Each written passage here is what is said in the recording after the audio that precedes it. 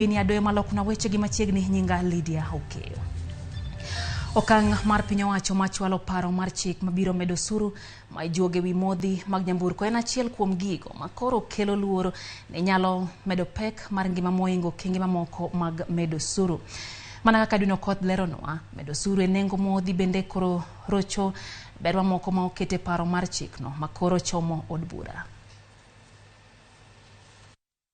E budget mare mokwongo, tend piny owacho mar Kenya Kwanza geto choko osuru mabiro dino fuok ma ok tin ne siling bilion 720 ma oseneno e budget ma isomo tarik 8 dwe manyien.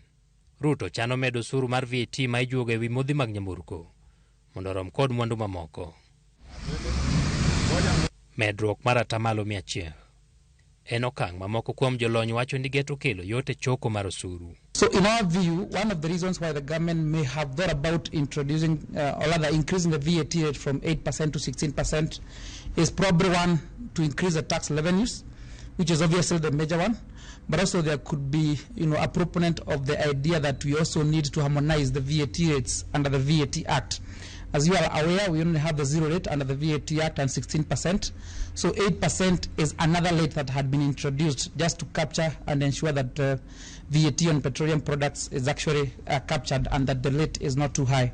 Ne oganda, okang' makamano dhi medo pek mar ngima, nikech medruok e nengo modhi mag nyamburko medo nengo mag mwandu duto ma oganda tiyogo. Osuru mar VAT sani ijuogo e 8% kende chakore dwe mar 8 higa mar 2018. Mane ochak kete osuru ne modhi mag nyamburko.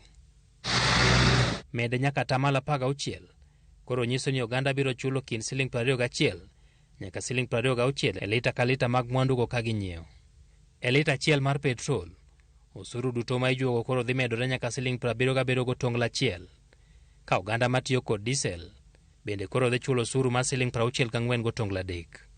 Mauta mar taya ma itiyogo kod jok ma yutogi ni piny e menyo udi kod tedo bende koro osuru mare dhi idho nyaka siling 56 gotonglo 9 e lita ka lita. Medruok mar osuru mar VAT e nengo mag modhi nyamburko rucho oko golo mar osuru makamano mar 8% ma sani ijuogo e wi gas mar tedo.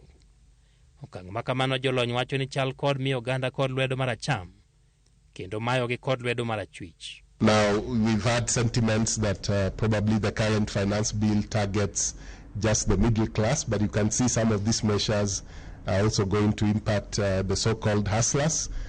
Wuoth en achiel kuom gigo mamedo pek mar ngima, nikech mwandu duto ka oriwo nyaka gas mar tedo magole osuru no, iting'o kod nyamburko matiyo kod modhi, ma nengo gi koro medo idho nikech osuru. Nengo mar sitima manyoche ka omed dwe mar 4 bende ok biwe oko ka nengo diesel oidho. Okang' mabiro miyo kembe maloso mwandu bende omed nengo e mwandu magiloso.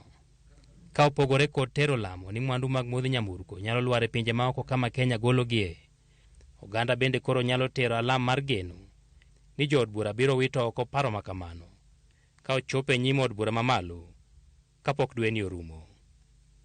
Dino Koth, Ramogi TV, Nairobi. Kapod wang'iyo mago mag osuru nyakwara mga